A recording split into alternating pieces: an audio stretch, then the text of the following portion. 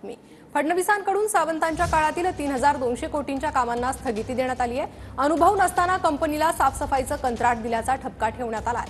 तर एखाद्या गोष्टीत अनियमितता असेल तर तपासणी करणं क्रमप्राप्त असल्याचं आबिटकरांनी म्हटलंय। चुकीची गोष्ट थांबली पाहिजे, मंत्री प्रकाश आबिटकर यांनी ही प्रतिक्रिया दिली आहे। तर फडणवीसांकडून तत्कालीन आरोग्यमंत्री तानाजी सावंतांच्या एका निर्णयाला ब्रेक लावण्यात आलाय। आरोग्य विभागाच्या 3200 कोटींच्या कामांना फडणवीसांनी स्थगिती दिली आहे।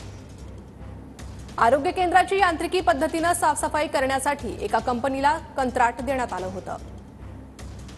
वार्षिक 638 कोटींप्रमाणे 5 वर्षांसाठी सुमारे 3190 कोटींचं हे कंत्राट पुण्यातील एका खासगी कंपनीला देण्यात आलेलं सफाईचं कंत्राट।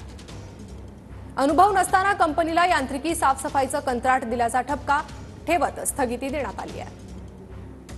माझं आपल्याला विनंती अशी आहे की सार्वजनिक आरोग्यच नव्हे तर राज्यातल्या कुठल्याही विभागानं योग्य पद्धतीने काम केलं पाहिजे। एखाद्या गोष्टीमध्ये अनियमितता असेल त्याची तपासणी करणे क्रमप्राप्त आहे। त्यामध्ये काय कुणावरती आक्षेप आणि कुठला पक्ष असा बेबनाव असायचा विषयच नाही।